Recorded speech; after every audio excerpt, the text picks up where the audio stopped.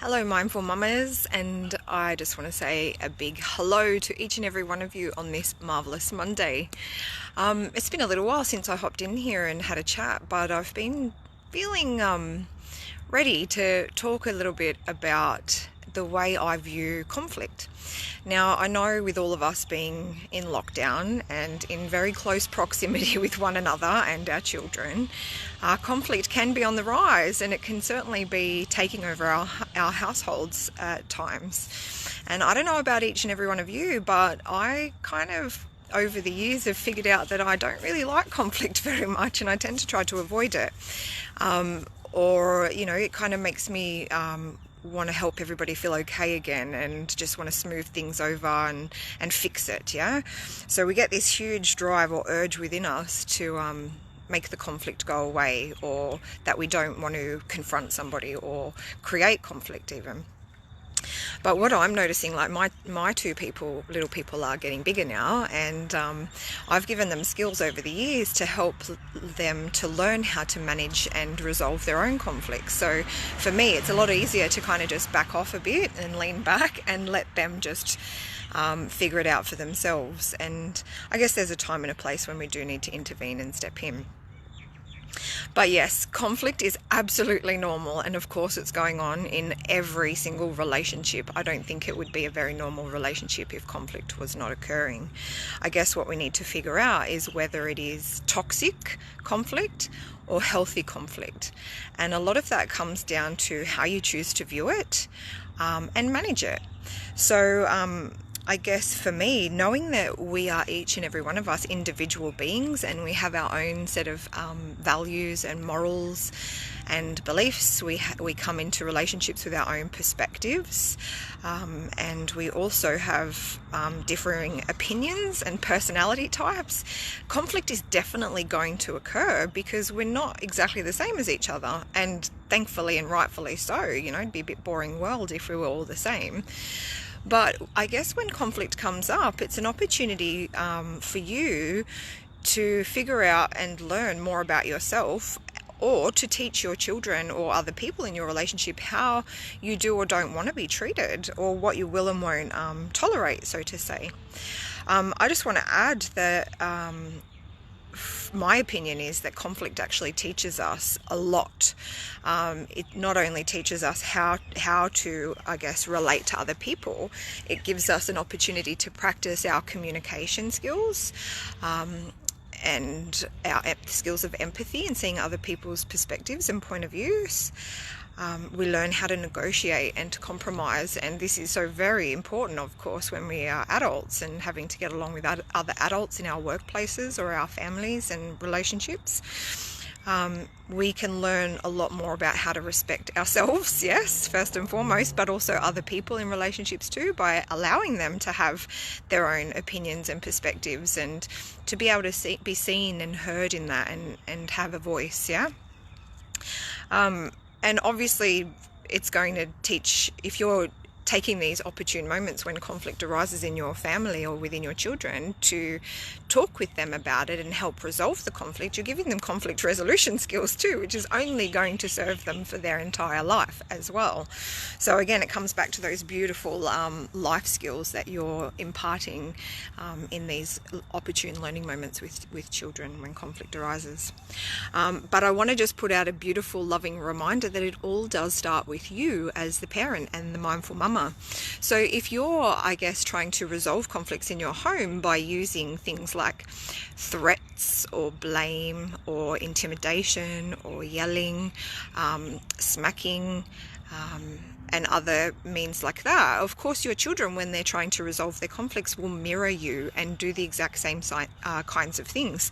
And often, I don't know about you guys, but when my children became older and they started to do some of those behaviors, it was hugely triggering for me to see and hear them copy the not so great parts of myself that I knew I used to do in the past. I did over a long time learn how to, I guess, resolve and manage conflicts between my children in a lot more calmer and peaceful way. But it wasn't until I learned a lot more about circle of security parenting and the terms rupture and repair and how we go about that. So circle of security says that it's normal to have these ruptures in our relationship or conflict, and that's kind of like when the connection or the attachment between you and your child has a little rupture. There's a blowout, or a moment when we flip our lids and we react at each other instead of responding. But if we do have these repeated ruptures in our relationship, where there's rupture, and we don't move to repair, this is toxic conflict, right? This is where the relationship is unhealthy or dysfunctional. So what we want to learn or teach our children to do is how to move to repair when a conflict has arisen. So repair actually strengthens relationships. So it's even though we might have flipped our lids and escalated together and had a rupture occur, knowing to, as parents, we move back and take our time out and tend to ourselves so that our thinking brain comes back online. We also make sure that we can connect with our children and listen to what they've been through and help their little brains come back online and get that help from the thinking brain. We move to repair, and that strengthens the relationship and helps us understand that even though conflict occurs, we can listen to and respect one another, and we can repair that, and we become stronger because of it, and we, learn skills to better manage things next time. So obviously there's going to be a time for parents. I think family relationships especially are the learning ground for future relationships. So it's very normal for siblings to fight with one another. Like, I had 2 older sisters, and I know we fought hammer and tongs at times, but there was other times when we just loved and adored each other and played all the time. So I guess allowing them to a certain degree, when your children do have conflict, to try to navigate that on their own, given the skills that you've taught them.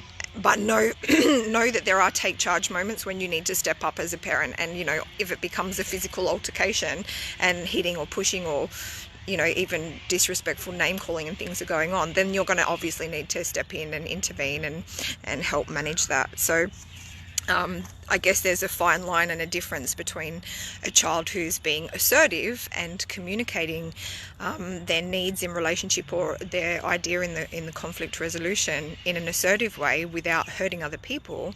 But then there are some people and children who will use aggression. And that, again, is threats and intimidation and name calling and unkind ways of trying to manage conflict. So I've put out just a few steps, I guess, for pointers if anybody wasn't sure how to go about it. Obviously I talk about time in with your kids with their feelings, connect with them, then redirect the behaviour. Time out for us as parents, where we need to compose ourselves or find our calm, so to say, before we go back and try to help solve any conflict with our children. But when you do go back and everybody's kind of listening, or you might have had an opportunity to check in with children individually, try to get everybody together so that you can identify what the actual problem is. And in doing that, trying to use the language of, we can sort this out, it's a positive that a conflict occurs. There is a solution to every problem, yeah? So these are some of the words and the language that I've used with my children over many, many years. So even if they're having an internal conflict with their thoughts or feelings, knowing they have it in the back of their head, this mantra, they know there's a solution to every problem. We just need to look at it and problem solve, yeah? So step 2 is explaining the conflict. So getting your child to explain from their perspective what the actual problem is, what need do they have right here that's not being met, how are they to take responsibility for their part rather than blaming the other person in the conflict. So this is a lifelong skill that some adults still don't even have. A lot of people, when conflict's happening, will straight away point the finger at blame at someone else who's hurt them or upset them, rather than look at in the mirror or take responsibility for their own part in a conflict. So if you can model that to your children or help language that for them as little people, imagine how much better off they'll be in the long run to help themselves soothe and repair conflicts. Step 3, to restate the concerns so that everybody is getting an opportunity for shared perspective. So knowing knowing where the other person's at and what was going on for them. This is increasing empathy, right, and understanding, and being able to respect that other people have thoughts and feelings too, and we are going to listen to them and try our best to work out a solution that suits everybody. 4, we're going to brainstorm, and we're going to listen to everybody's ways of solving this conflict. What's your ideas? What actually needs to happen for you during this conflict, solving this conflict, for you to feel okay again? And once we've done that, I guess there can be conflicting ideas again about how to solve it or move through it. But you are the parent, yeah? You're the mama, and it is, I guess, up to you to support and agree on the solution. And if we sorry, I got the massive croakies today. Sometimes again it's a take charge moment, and your your word is the final word. So even though there might be all these different ideas of solutions, sometimes mum needs to say this is the most workable one, that hopefully everyone will be okay afterwards. And then obviously praise, lots and lots of praise, that we did a great job listening to one another, and I'm so pleased that you've shared your feelings with me. And even though, yes, we're going to argue and fight, together we can work it out, we can solve it, and we can all feel okay again afterwards, yeah? And also that mum gets it. We as mamas, we need to be able to connect and relate with our children so that they know we understand their emotional turmoil or the conflicts that may go on within themselves, but also within our families. I haven't said much about, I guess, intimate relationships, husbands and wives, but all of these ideas and concepts, of course, are interrelatable in all relationships. So hopefully some of that helps, and that you're all doing your best to take good care of yourselves. I would love to hear from you. Check in this space. It's there for you guys to play and create and explore and to share. Much love to you always, and I'll chat to you soon. Bye bye.